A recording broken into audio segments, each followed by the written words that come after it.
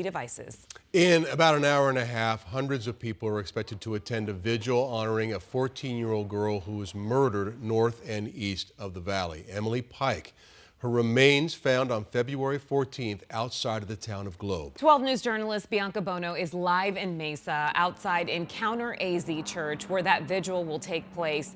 Bianca, how are things looking out there?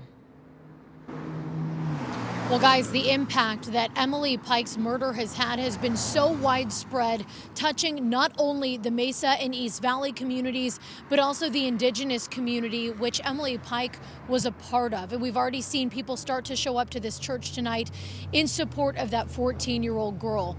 Emily Pike, according to officials, was last seen on January 27th. She was on foot after leaving the group home where she was living here in Mesa, not far from this church where we're standing. She was listed initially as missing or runaway, but on Valentine's Day, the horrific discovery was made outside of Globe.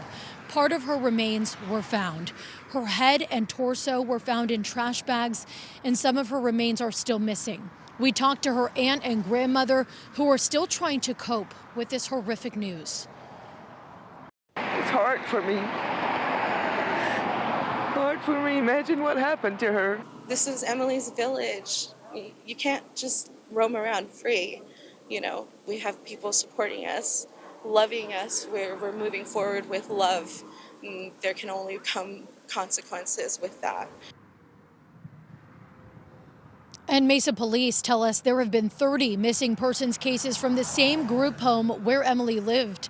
The Gila County Sheriff's Office is continuing to investigate this heinous murder, and no arrests have been made.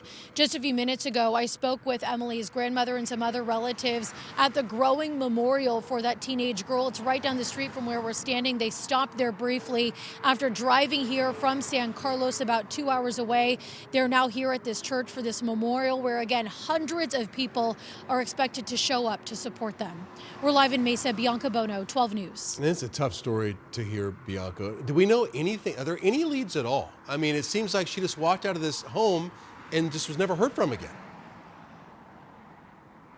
It's hard to wrap your mind around, especially when you hear just the gruesome details in this case. At last check from the Gila County Sheriff's Office, they say there are no persons of interest that they're publicly identifying and no suspects. And of course, as I mentioned, no arrests. They've also said that there's no threat to the Mesa community or to the Globe community. But again, no arrests have been made and certainly no suspects or persons of interest. So hard to wrap your mind around that, Troy. Yeah, and it seems hard that they would say there's no threat.